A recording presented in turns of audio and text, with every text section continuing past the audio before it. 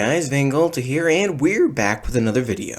What is the most cliched thing you could possibly think of? Perhaps it's an oddly worded phrase or a certain awkward conversation that keeps popping up. But even though the word cliche has a variety of uses, most of its usage finds home in the discussion of writing, particularly in the cliches or tropes of common fiction. Take the phrase, happily ever after. It's a common enough phrase used in a lot of fairy tales to illustrate a happy ending. But in today's world, if you put that as the ending of your book, then, well... What you just said is one of the most insanely idiotic things I have ever heard. You ever wonder why we can't take the phrase happily ever after seriously? That's because it's a cliche. It's been overused to the point of meaninglessness. That is to say, it no longer had the punch or swagger it once did.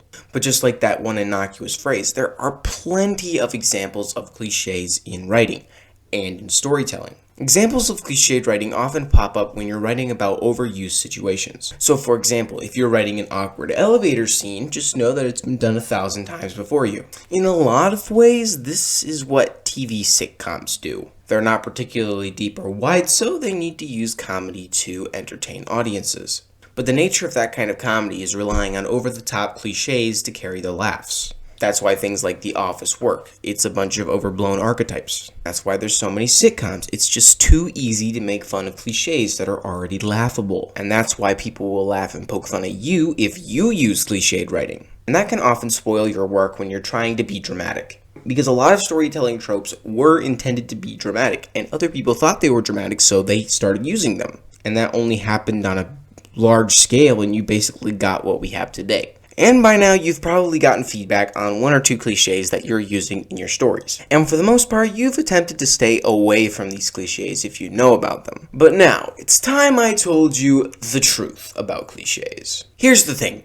Cliches in writing aren't necessarily bad. Yes, fine. Boo me, you peasants. No, but seriously, have you ever heard of the statement, if it ain't broke, don't fix it? I know a lot of people like to make fun of cliches, but Joseph Campbell proven that we've been using the same storytelling cliches for thousands of years without even knowing it. Some cliches actually still work to this day.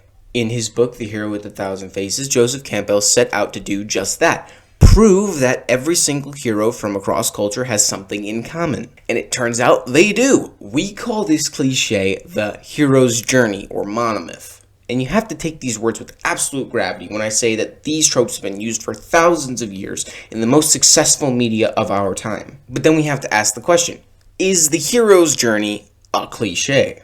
Well, yes, but actually no. Our definition of a cliche is something that has been overused to the point of meaninglessness. Well, technically it is overused in the sense that it has been used like way more than any other storytelling structure on the planet, but it's never lost any of its punch. You see, we as humans want to see people strive and struggle and grow. That is the point of a story. The better a story portrays someone's struggle, the more rewarding the emotional payoff feels. That rewarding emotional payoff is why we want to experience stories.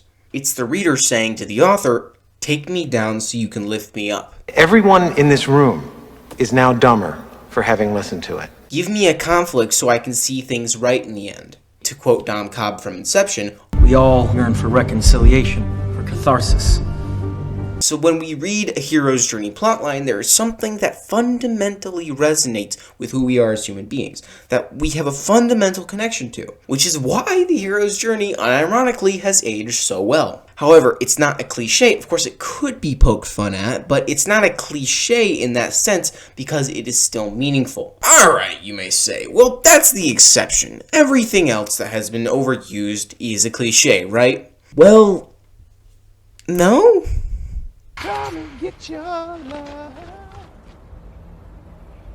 Come and get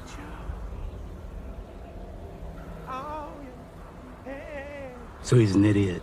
Look, a cliche becomes a cliche because it's been poorly handled too many times. That is why we roll our eyes and be like, yeah, right, when a cliche pops up on the screen. A cliche is boring and predictable. If a story can pull off a cliche without being predictable, then what is it really doing wrong? The answer is, it's not doing anything wrong, it's actually doing something really right. So to pretend that cliches are irredeemable is actually kinda stupid. Because in the end, a cliche is ultimately The refuge of bad writing. Someone who just doesn't know what to write, so they write what others have written, but they still don't know how to write is the point. Something becomes a cliche because it's been used too many times in the wrong way.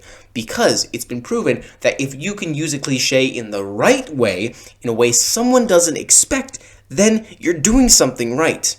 So I've said before, a lot of people like to pick on cliches, but in the end, it just narrows down how good or bad an author you are. The greatest author can take a tired cliche and pump it up into something unexpected, huge, dramatic, epic, whatever you want to call it. In the end, I would not recommend that you stay away from cliches. I would recommend that you just follow the basic principles of writing. Because some things, like Joseph Campbell's monomyth, just work. I'm not gonna lie, a lot of modern culture isn't that big on tradition. But what you have to understand is that storytelling is a traditional art. It's not just some ridiculous pastime where you make up adventures of make-believe. It is meaningful, which means it has to be taken seriously. So when we look at a kind of cliched story, we don't just say that because it is like something else we have seen before.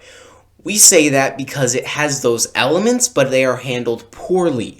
So instead of excising every trope and cliche from your book, you have to ask yourself the question, is this useful for the story? Am I handling this right? There are a lot of people out there, non-writers even, who have cool, unique ideas. But what separates the boys from the men, or in this case, the writers from the non-writers, is whether or not you can take those ideas and make a consistent narrative out of them. Whether or not you can make them consistent, whether or not you can develop them, whether or not you can make a story out of all the chaos. And if you can boost your skill in writing, no cliche will ever be a cliche in your hands. And just remember, if it ain't broke, don't fix it. Anyway guys, that's it for the video. I hope you enjoyed, and if you did, please remember to help me out by dropping a like and commenting in the comment section down below. But until then, I remain Van Galta, and I'll see you in the next video.